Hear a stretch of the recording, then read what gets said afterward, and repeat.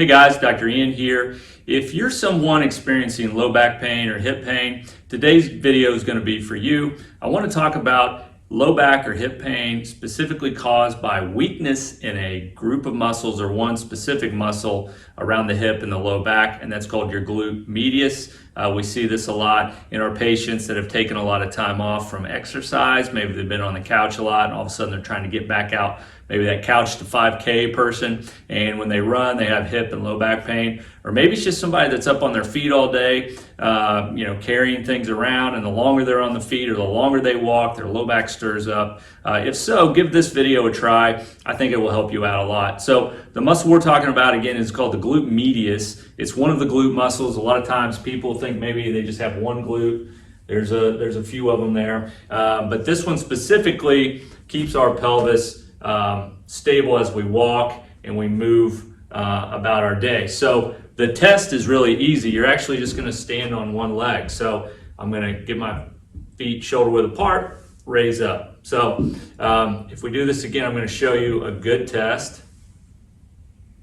And then if your hip juts out just a little bit, or you find it like really hard to stay stable and you're falling all over the place, you should be able to just bring that up and stay here. If it's here, or maybe when you walk, you can tell it's like a hard little, when you put that foot on the ground, that hip juts out, your glute medius is probably weak and not doing its job, and that can wear down the tissues of the low back and around the hip and cause some of the pain that you're experiencing. So if that test was positive, I'm going to show you 3 exercises that aren't complicated, that you can do at home to fix your problem and help ease that pain in your low back and hip. All right, guys, so we've established that we have some weakness to work on in that glute medius. I'm going to give you 2 exercises that you don't need any equipment for. You just do at home on the floor. So what you're going to do for the first one is you're just going to lay on your side all the way down, just kind of hold your head. This is called the clam. So what we're going to do to set it up is bend our knees, get our hip and our ankle bone pretty much lined up. In other words, our feet aren't way out here or way back. So we're bent, knees, or hip and ankle are basically lined up. The hips are stacked on top of each other, so they line up with each other, and we're not rolled forward, we're not rolled back. And then what we're going to do is we're just going to bring that top leg up, kind of like a clamshell opening.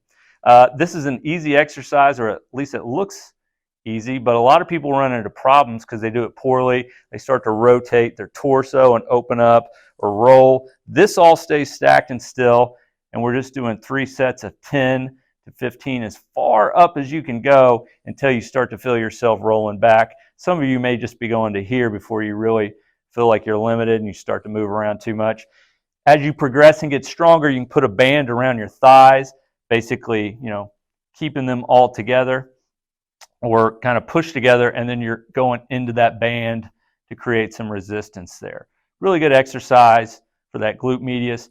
The next one is one I actually prefer, and that's just hip abduction, or kind of straight leg raise out to the side, whatever you want to call it. The leg raise, basically you're just keeping your leg straight. We're going to rotate our toes up just a little bit, and then you're bringing that leg as far as you can up towards the ceiling.